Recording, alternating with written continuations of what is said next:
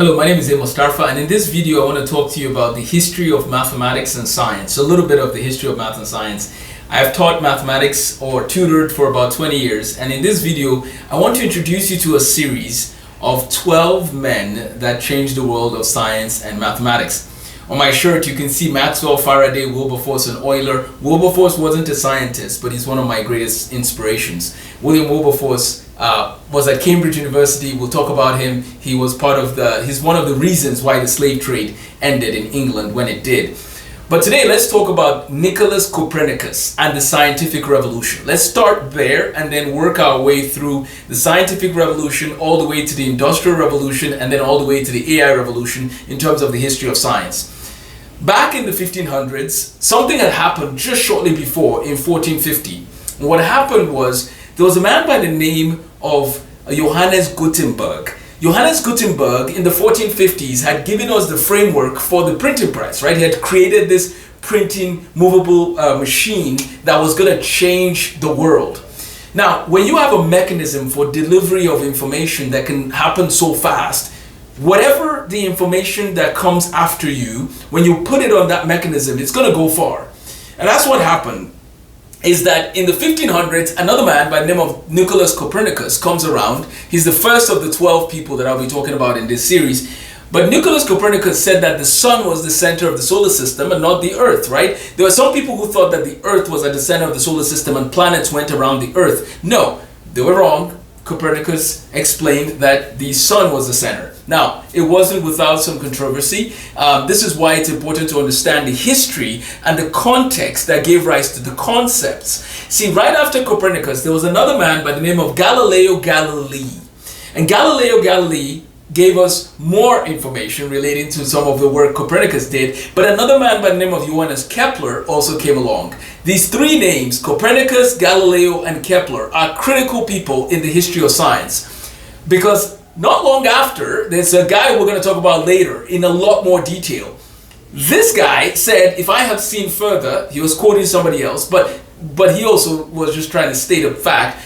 If I have seen further, it's because I have stood on the shoulders of giants. Who are these giants? Right? Well, who am I talking about? I'm talking about Isaac Newton. But who are the giants is referring to? Copernicus, Kepler, Galileo. People like that. Now, there are other people, I would argue, like Fermat and Pascal and Descartes especially, that played a role. And those are two of the other people that we'll talk about later. But what I want to accomplish at the end of the day in this program, in these 12 men that changed the world of science and mathematics in the 1500s to the 17 and 1800s, is I want to help people make connections from ancient, let's go, not ancient, it's modern, from the history of science in the 14, 15, 1600s, all the way to where we are today.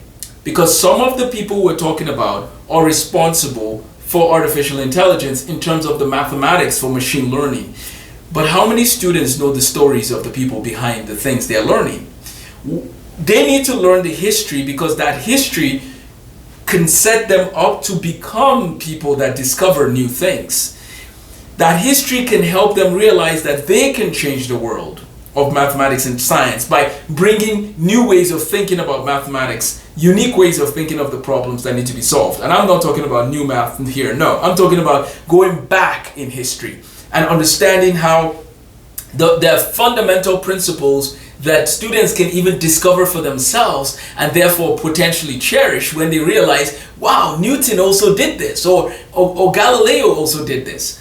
There's a lot to talk about, but we're starting the series and we'll talk more about Copernicus, Galileo, and Kepler, and we've established a little bit about their story. We'll get into a little bit more because in the 1500s, around the 1550s, Copernicus released his book that was very influential. And then, as I said, Galileo comes around 1564, is born around 1564.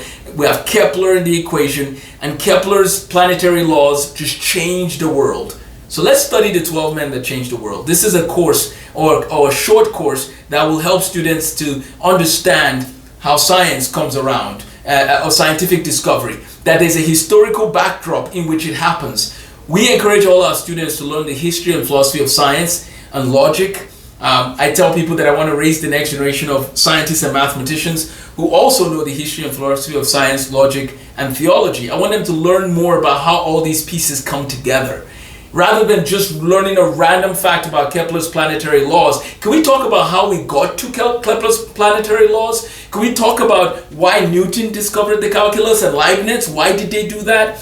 Can we talk about the impact that Leibniz has on the history of mathematics and science and logic and how it connects to artificial intelligence? These are all the things that we'll be discussing in this unique 4-week course on 12 men that changed the world. So stay tuned for more information. Thanks for watching this video.